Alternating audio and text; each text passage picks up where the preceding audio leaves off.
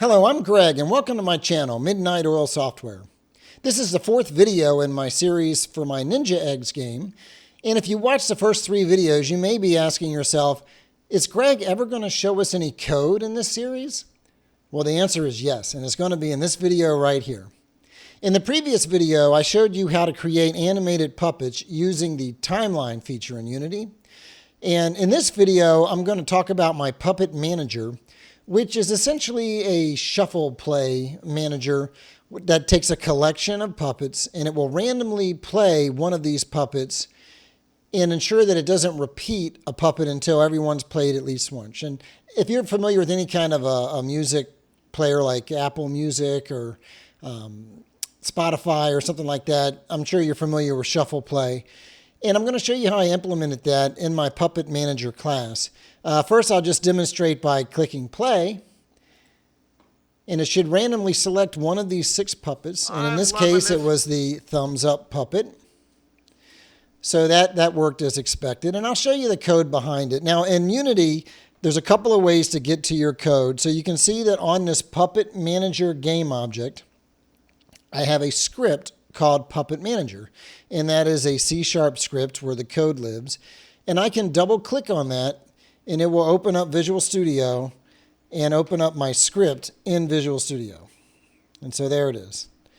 Now another way to do that, if I was to go into my project hierarchy and I was to go into the scripts folder, I could find my script in here and double click and it would open it up in Visual Studio as well. So, by the way, in Unity, I currently have my editor configured to be Visual Studio. Let's see, external tools, external script editor is Visual Studio Community 2019.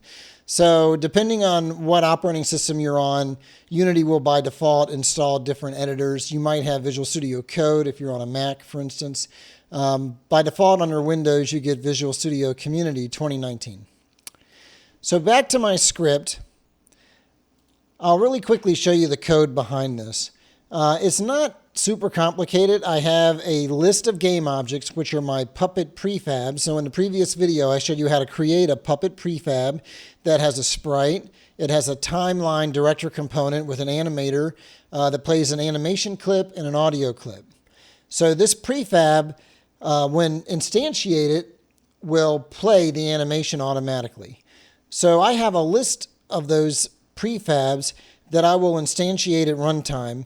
And I'll briefly touch on a concept here called object pooling. Garbage collection is one of the things that can really slow down performance in a game.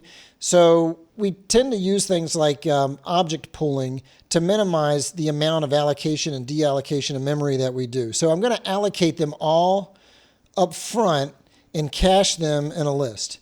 So that's my pool of Puppet objects that I will pull from at runtime. So I'm not constantly allocating and deallocating objects at runtime. So I'm also using what's called a Singleton pattern to make sure I only ever have one instance of this PuppetManager at any given time. And this awake method is where I make sure that I instantiate the instance. I assign it to my static PuppetManager instance here called don't destroy on load on it so it never gets destroyed. And it also calls the load puppets method to populate my collection of puppets. You'll also notice that I have a collection of integers here, these unplayed puppets. Those are just indexes into my collection of puppets. So I mentioned that the PuppetManager will randomly play a puppet without repeating, and this is how I do it. In the play random puppet, I grab an index at random, and it's from that collection of unplayed puppets. So this random.range gives you a random number between 0 and some other number. In this case, it's the number of elements in my unplayed puppets list minus 1. So if there's 6, it'll give me a number from 0 to 5. I grab the puppet at that index. I remove that index from my collection, so I won't play that particular puppet again until they've all been played at least once. And if that was the last one, then I just repopulate that collection again. I set the puppet playing flag to true. I set the active flag on that puppet to true, which causes the animation to play.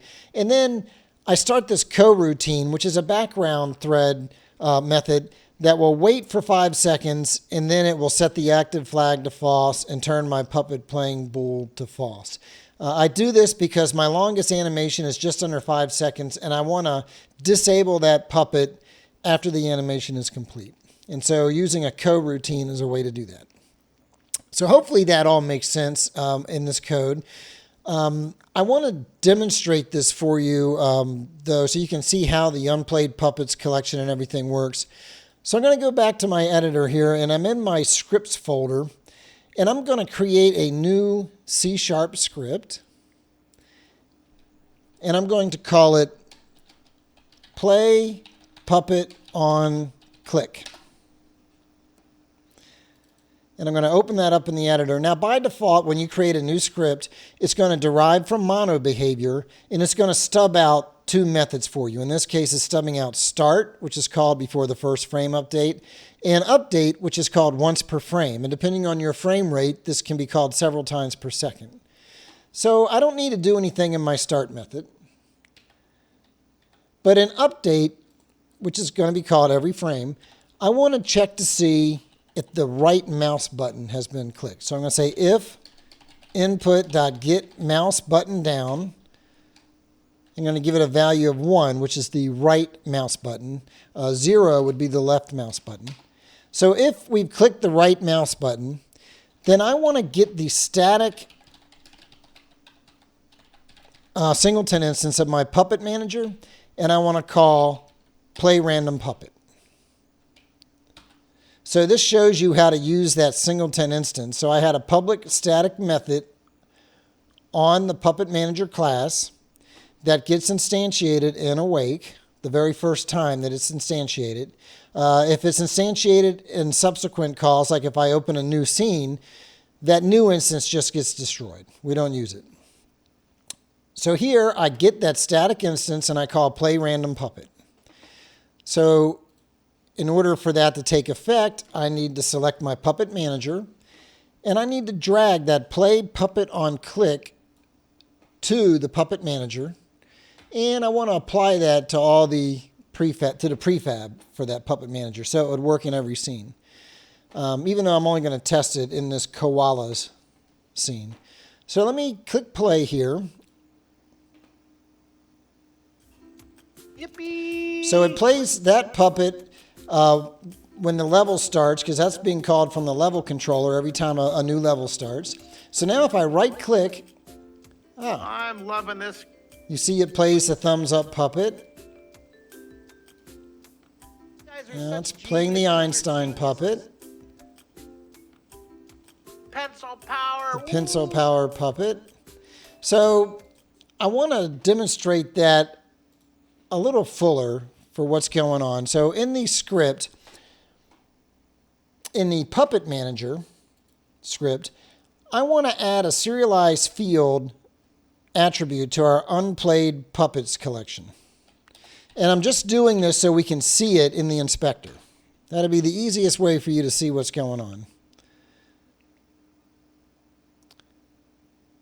So now, if we look at our PuppetManager, you see this unplayed puppets list, which is currently empty. And the first time I play this, Pencil power. Woo. now it's already played 1 puppet from that list. And so there's 6 puppets, but there's only 5 elements in there. I'm going to right click. I'm loving this. So it removed element 2, which was the thumbs up puppet. I'll right click again.